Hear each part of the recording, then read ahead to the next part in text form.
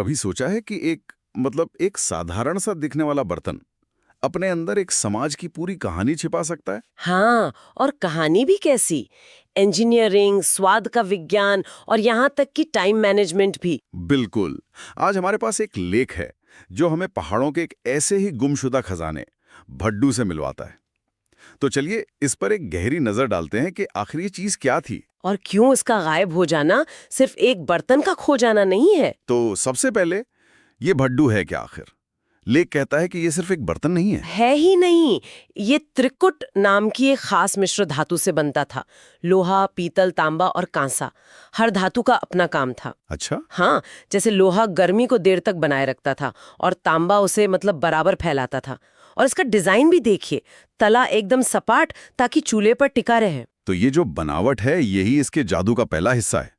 लेख में एक बड़ी दिलचस्प बात कही गई है कि पहाड़ों में दाल आसानी से नहीं गलती। हाँ, ये कहावत बहुत आम है वहां। लेकिन भड्डू के लिए कोई मुश्किल काम नहीं था। ऐसा कैसे होता था? इसका राज था धीमी कुकिंग के विज्ञान में।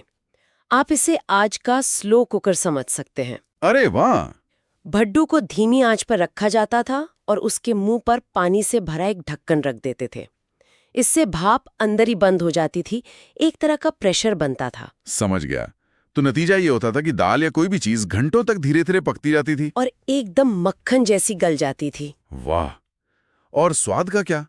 क्या ये सिर्फ एक रोमांटिक ख्याल है कि उसमें बना खाना ज्यादा स्वादिष्ट होता था, या इसके पीछे भी कोई वजह है? नहीं, ये सिर्फ ख्याल नहीं है। जब खाना घंटों तक धीमी आंच पर धातु के साथ पकता है तो उसका स्वाद और गहरा हो जाता है। ये एक तरह का केमिकल डायलॉग था खाने और बर्तन के बीच।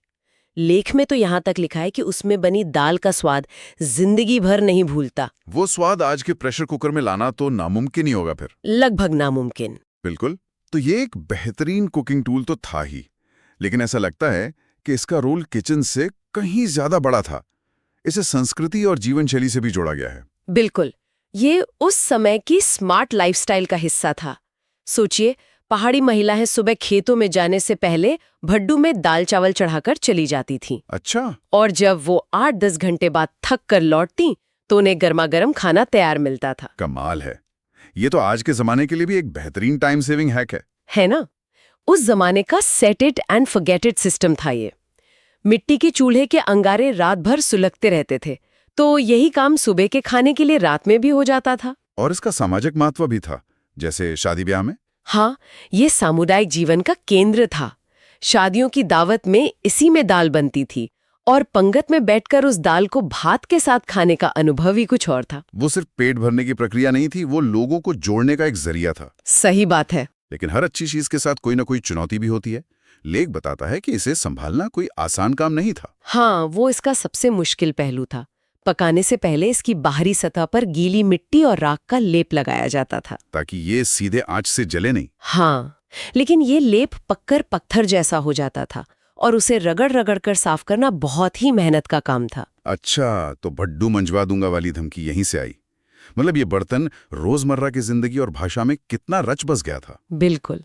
तो जब हम इन सब चीजों को जोड़कर देखते हैं तो समझ आता है कि भड्डू सिर्फ एक बर्तन नहीं था। वो एक स्मार्ट गैजेट था, एक सामाजिक सूत्र था और एक अनोखे स्वाद का राज था। और इसका गायब होना सिर्फ एक वस्तु का गायब होना नहीं है, ये एक पूरी जीवन शैली, एक स्वाद और एक सामाजिक अनुभव का खो जाना है। बिल्कुल सही कहा। और ये हमें एक बड़े सवाल पर लाके छोड़ देता है।